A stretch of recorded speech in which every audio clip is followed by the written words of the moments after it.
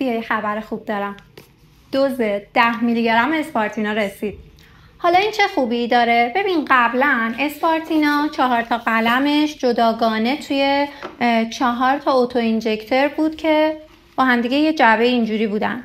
الان این 4 تا با هم ادغام شدن و به صورت یک پارچه توی یه پنن. این 2 تا مزیت مهم داره. اولین نکته اینه که اسپارتیناهای 4 قلمی تا دوز 7.5 موجود بود و بیشتر از اون دیگه امکان تزریق نداشتیم که حتی دوز 7.5 هم بعد مدت توقف توزیع خورد.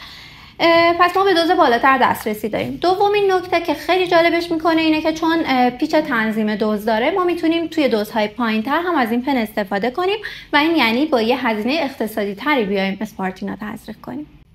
فقط یادتون باشه که تنظیم دوز رو حتما زیر نظر پزشک انجام بدید.